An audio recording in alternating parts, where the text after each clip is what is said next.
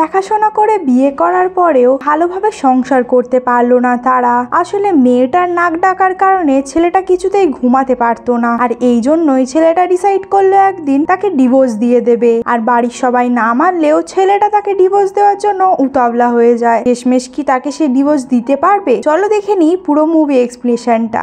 আস্তে আস্তে গল্পের ভেতরে আমরা তো জানতেই পেরে যাব, তার জন্য তোমাদেরকে এই মুভি এক্সপ্লেনেশনটা পুরোটা দেখতে হবে। হ্যালো বন্ধুরা, চলে এসেছি আরও একটা নতুন মুভি এক্সপ্লেনিং ভিডিও নিয়ে। আজকে আমি এক্সপ্লেন করতে চলেছি রিসেন্টলি রিলিজ হওয়া তেলুগু মুভি ডেয়ার। আর তার সাথে সাথে তোমাদের যদি আমাদের ভিডিওটাকে ভালো লাগে তাহলে ভিডিওটাকে একটা লাইক, আর আমাদের চ্যানেলটাকে এরকমই নতুন নতুন ভিডিও দেখার জন্য সাবস্ক্রাইব করতে ভুলো না। তো চলো বেশি দেরি না করে মুভিটা শুরু করা যাক।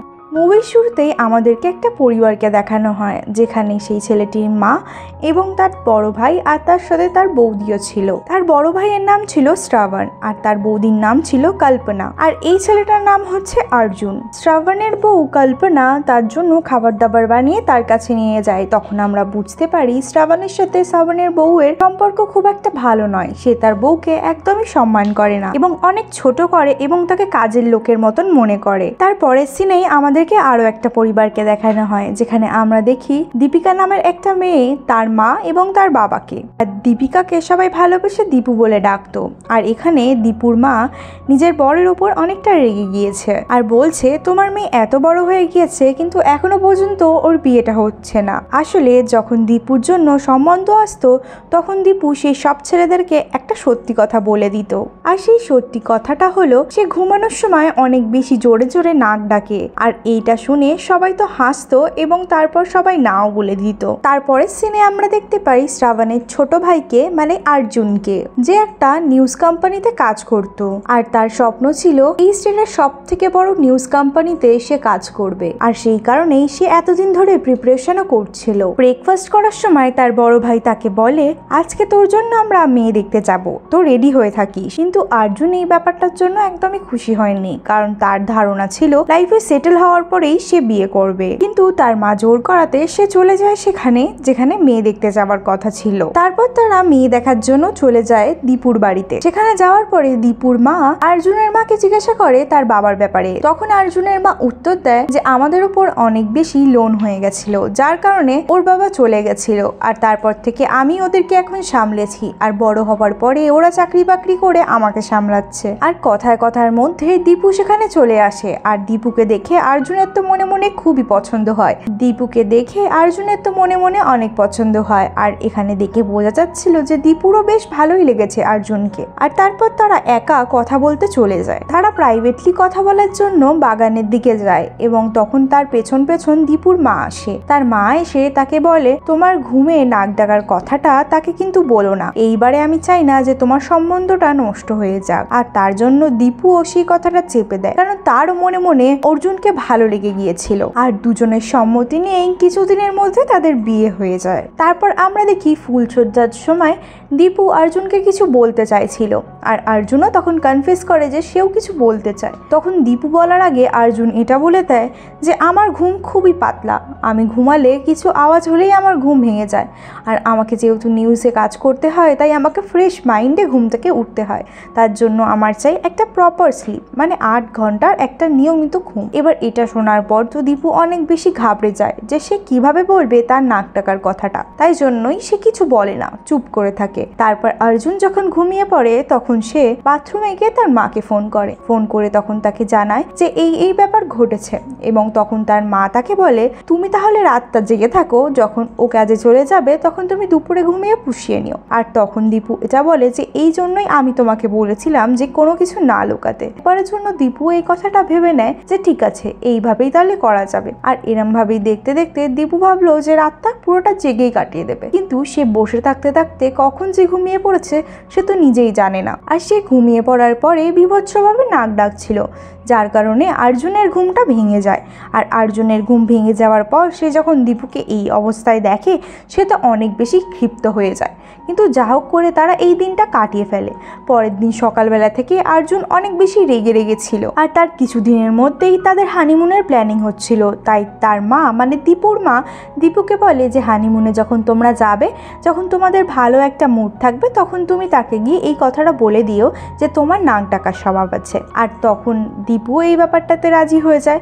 আর তারপর আমরা দেখি তারা হানিমুনে চলে যায়। কিন্তু অর্জুন অনেকটা বেশি ডিস্টার্ব ছিল, যার জন্য দীপু যখন তার কাছে যাচ্ছিল ইন্টিমেট হওয়ার জন্য, সে তাকে ইগনোর করে বাথরুমে চলে যায় আর তাকে অ্যাভয়েড করেই চলছিল। সে বুঝতে পারছিল না যে কিভাবে কি বল। আর তারপরের দিন রেস্টুরেন্টে বসে দীপু সাহস করে অর্জুনকে সেই সত্যি কথাটা বলেই দেয় যে তার ঘুমের ঘোরে নাক ডাকার স্বভাব আছে। এবার অর্জুনও তখন বলে যে আমারও তো পাতলা ঘুমের স্বভাব আছে, তাহলে এবার আমরা কি করতে পারি। তখন ওরা দুজন মিলে একটা প্ল্যান করে যে একদিন তুমি ঘুমাবে আর একদিন আমি ঘুমাবো। এইভাবে ঘুমালে হয়তো আমাদের ঘুমটাও ঠিকভাবে হবে আর আমরা ঠিকভাবে একটু ভালোভাবে থাকতেও পারবো। আর এরমভাবেই তারা ডিসাইড করে আর এইভাবেই দিন কেটে যায়। হানিমুন থেকে ফেরার পর তারা এইভাবেই ঘুমানো চালু করে দেয়। আর এইভাবে ঘুমানোর পরে অনবরত অনিয়ম ঘুমের জন্য অর্জুনের অনেক প্রবলেম হতে থাকে। সে কাজ বাজে একদমই ফোকাস করতে পারে না আর তার সারা দিনটা খিচখিচে হয়ে থাকে, যার জন্য সে কাজের ওখানে গিয়েও ঘুমিয়ে পড়ে। মাঝে মাঝে তো বকাও খেয়ে যায়। আর এই সবের মধ্যেই দেখতে দেখতে অনেকটা দিন কেটে যায়। আর তারপর আমরা দেখতে পাই অর্জুন যে ড্রিম জবটার জন্য এতদিন ধরে ম্যানিফেস্ট করছিল সে সেটাই পাবে। তার জন্যই সে ইন্টারভিউ দিতে যাবে। কিন্তু তার আগের দিন রাতে তো সে ঠিকভাবে ঘুমাতেই পারেনি। ইন্টারভিউ দিতে যাওয়ার আগে তখন দীপু অর্জুনকে বলে আমার নাক ডাকার কোনো চিকিৎসা হবে না, কিন্তু তোমার চিকিৎসা হতে পারে। তুমি চাইলে আমরা একবার সাইকিয়াট্রিস্টের কাছে গিয়ে কথা বলতে পারি তোমার এই পাতলা ঘুমের জন্য। আমার মনে হয় তুমি কোনো কিছু নিয়ে ডিস্টার্ব থাকো, তাই জন্যই তুমি এত পাতলা ঘুমাও। আর এটা শোনার পরে অর্জুন অনেক বেশি রেগে যায় আর তাদের মধ্যে ঝামেলা হয়ে যায়। আর সে সেই অবস্থায় অফিসে চলে যায় ইন্টারভিউ দেওয়ার জন্য। আর সে ইন্টারভিউ দিতে গিয়ে অনেক বেশি নার্ভাস ছিল, কিন্তু সে ভালোভাবে ইন্টারভিউটা দিয়ে দেয় এবং চাকরিটাও পেয়ে যায়। কিন্তু সে তাতে এতটা বেশি খুশি ছিল না, কারণ তার নিজস্ব জীবনে অনেক বেশি প্রবলেম চলছিল আর তার মধ্যে তার ঘুমের এত বেশি ডিস্টার্ব হচ্ছিল যে সে মেন্টালি অনেকটা বেশি ডিস্টার্ব হয়েছিল। তারপর তাদের মধ্যে ঝামেলা হওয়ার কারণে দীপু তখন বাইরে বসেছিল, কারণ সে তো জানে আজ তার বরের ঘুমানোর দিন, সে তো গিয়ে ঘুমাতে পারবে না। আর তখনই তার শাশুড়ি তাকে দেখে নেয় আর তাকে বলে আমার সাথে একটা জিনিস খুঁজতে হেল্প করবে। তখন সে যখন তাকে জিনিসটা খুঁজে দেয় আর তার মধ্যে থেকে একটা ছবি বেরিয়ে যায়, মানে সে একটা বই খুঁজে দিয়েছিল, তার মধ্যে থেকে একটা ছবি বেরিয়ে যায় এবং তখন তার শাশুড়ি সেই ছবিটা দেখে অনেক বেশি খুশি হয়ে যায়। তখন তার শাশুড়িকে দীপু জিজ্ঞাসা করে এটা কে। তখন তার শাশুড়ি বলে যে এটা আমার হাজব্যান্ড।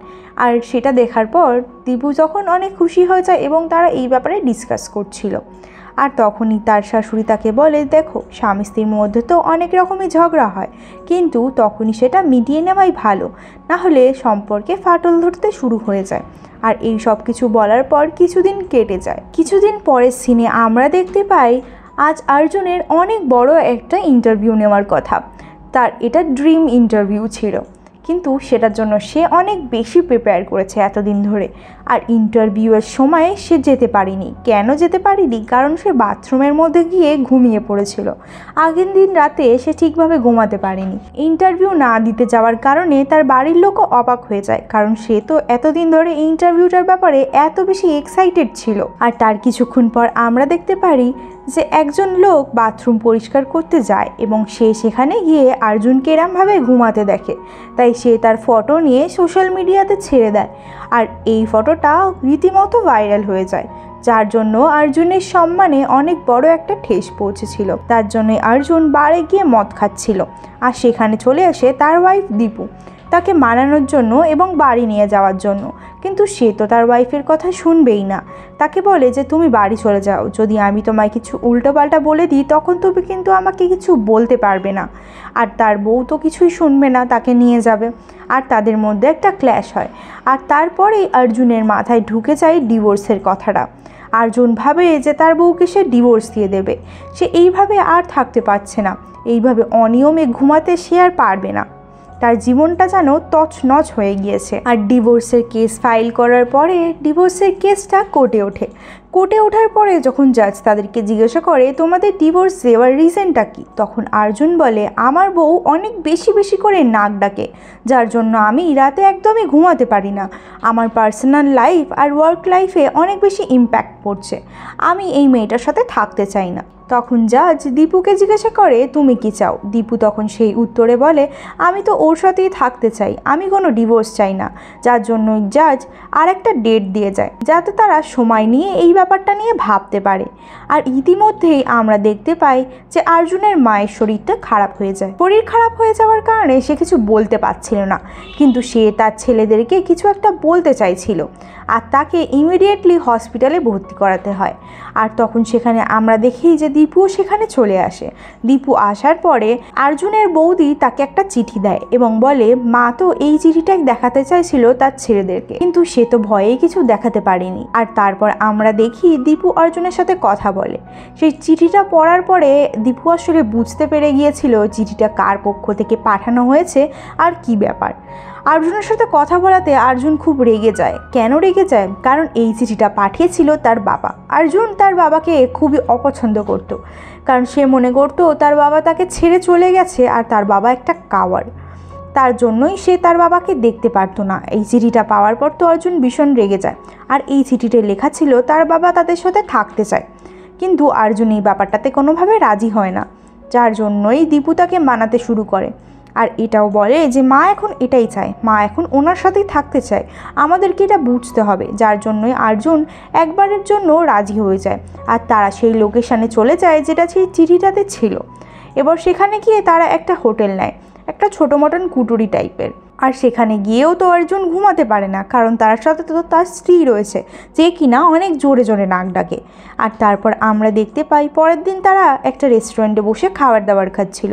আর সেখানে গিয়ে তারা তার বাবার পুরনো ফটো দেখিয়ে খোঁজ খবর নিচ্ছিল। সেখানে এসে একটা লোক তাদেরকে জিজ্ঞাসা করে এই ফটোটার ব্যাপারে। তখন তারা যখন সব কিছু খুলে বলে তখন সেই লোকটি জানায় যে এটাই অর্জুনের বাবা, মানে উনিই হচ্ছেন অর্জুনের বাবা।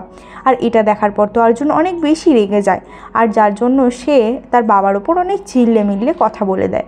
আর তার বাবাও তাদের কাছে ক্ষমা চায়। একটা টাইম পরে অর্জুনের মনটা এত খারাপ হয়ে যায় সে চুপচাপ চলে যায়।